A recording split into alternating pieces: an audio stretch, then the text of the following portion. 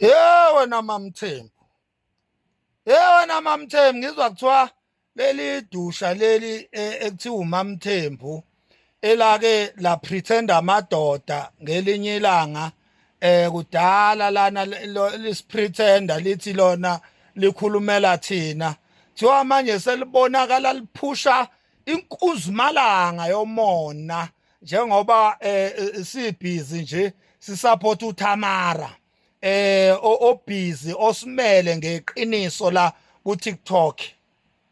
Ngizwa kuthiwa uMamthembu lana ubhizi wehla wenyuka nenkuzumalanga usindwa isilwane esikhulu esibizwa ngomona. Uyabona ke Mamthembu, ngifuna ukukutshela la ukube wena wawumela amadoda ngeqiniso ngenhliziyo epheleleyo, kufanele ngabe ubufakazi balokho bubonakala manje kule ndaba nje kaThamara. Kufanele ngabe uyabonakala ukuthi nangesikhathi usasimele wawusimele ngeqiniso. Into ngabe ubonakala ngayo ngabe abantu abanjengoThamara kanje uma ngabe bephumelela kulento eyaqalwa nguwe, kufanele ngabe ujabula, uyafa, uyasupporta ukuthi abazalwa nguwe ngokwe content bayaphumelela, okusho ukuthi inhlimbewu yakho uzala kahle. Manje ngoba wawuvela umbhuluza lana uqamba amanga wenze ngathi umele thina kanti uphusha inhloso zakho. Awubheke manje ubhizi manjena uyazi-expose ngomona. Funa ukukutshela ke Mamthembu ukuthi awuyeke nje ukusijwayela kabi, awuyeke ukusijwayela kabi. Into yokuqala ngesikhathi usikhulumela wenze ngathi uyasikhulumela, sasingakucelanga, sasingakuqashanga futhi. Uyabona? Wakwenza lokho kusuka kuwe ngeinhloso zakho futhi. Uyabona? Ngesikhathi ukwenza sazama ukukusupporta ngokuthi sikufollowe, sigcwalise i-account yakho ngama-followers. Manje wathola ngenxa yokufollowa kwethu wakwazi ukuthola intuba yokuthi manje sewungavula amabhizinisi njoba ugugusheka neyintelezi njena nezimbiza zokuchatha ekuthiwa imvusankunzi. Wena Mamthembu, ngifuna ukukutshela ukuthi into oqala nje inhlanhla zabantu ayifani. Wena wazi umuthi wokuvusa umthondo, awuwazi umuthi wenhlanhla. Manje lengane le izalwe yembethe inenhlanhla nje obuyibona nje.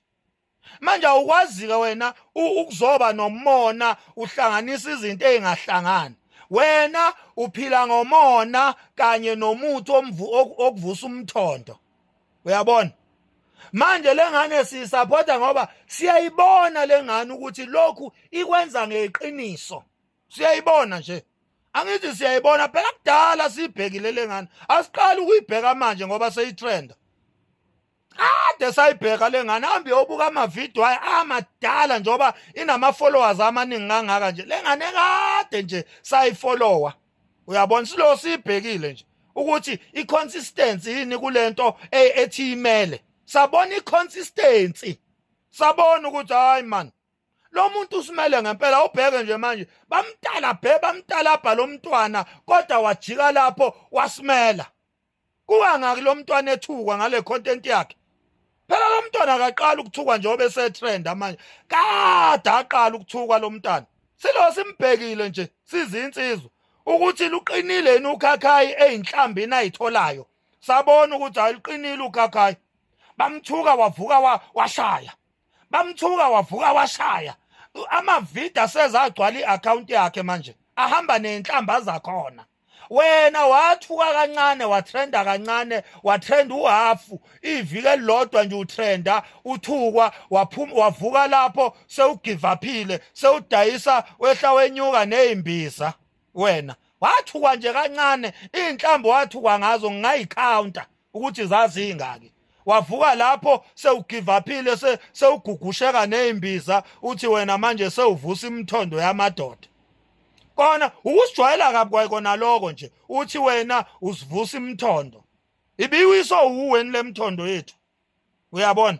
So yeka nje ukusijwayela kabi, yeka usijwayela kabi. Angeke ukuthi ugogo na 60 years uzofuna ukukhompyutha nengane na 25 years, i-2000 leli na 25 years. Ugogo na 65 years ufuna ukukhompyutha nengane na 25 years. Ukusijwayela kabi nje yonke lonto. Umona wale mali esifakela lengane, lezi indodla zemali ezingena kwi-account yale ngane, usunalo mona. Kahle Mamthembu, kahle ukusijwayela kabi, kahle nje ukusiphaphela. Kade uyatakwa.